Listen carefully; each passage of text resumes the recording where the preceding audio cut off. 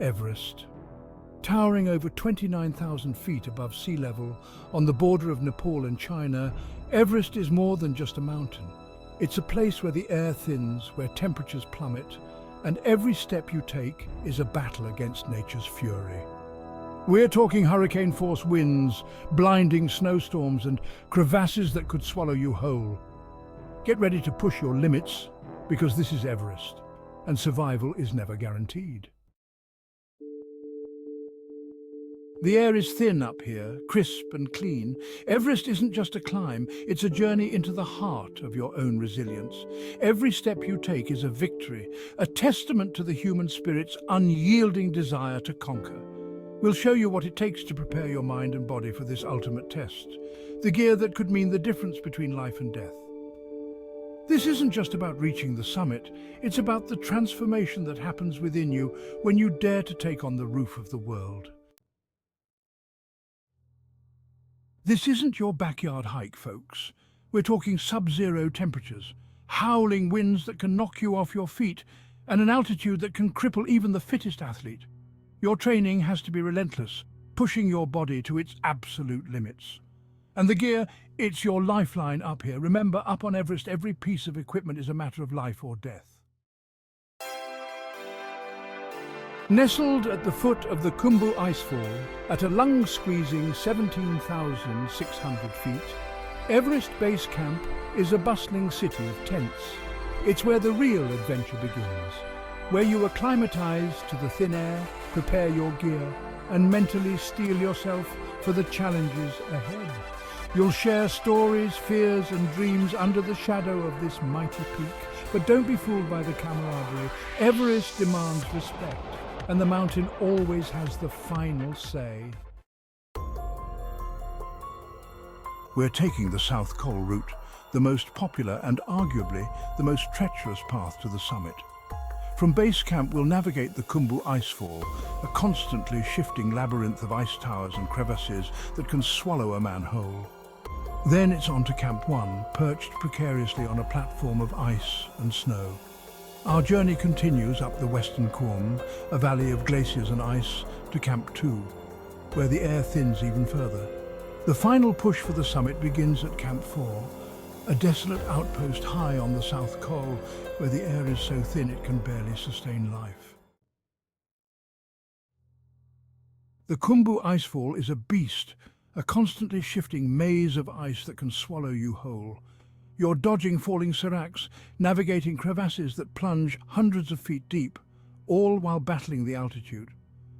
Then there's the Lhotse Face, a vertical wall of ice that seems to stretch into the heavens, and then, above 8,000 meters, you enter the death zone.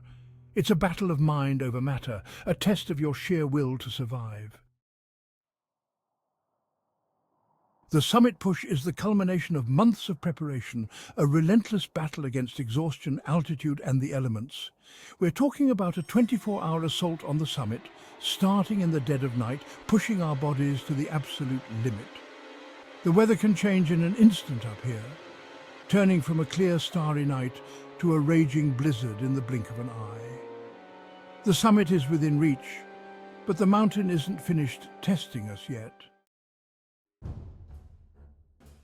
Standing on the summit of Everest, the world stretches out beneath you, a breathtaking panorama of snow-capped peaks disappearing into the clouds. The air is thin, the wind biting cold, but none of that matters now. You've made it, you've conquered the mountain, and in doing so, you've conquered a part of yourself. For now, though, you allow yourself a moment of pure, unadulterated joy. The descent is where most accidents happen on Everest.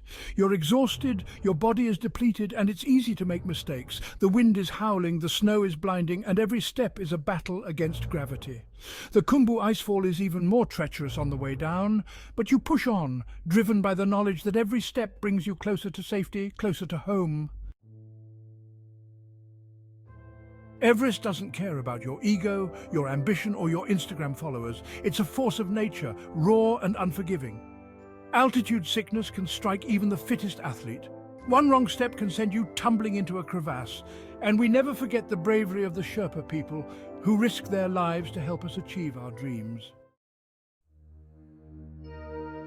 Over the years, countless souls have braved the slopes of Everest, each with their own story to tell. Some speak of the profound silence at the summit, a silence so profound it hums in your ears. One climber told me that reaching the summit was like touching the face of God. Every climber carries a piece of Everest within them, a memory that will stay with them long after their footsteps have disappeared from the snow. Climbing Everest is more than just ticking a box on your bucket list.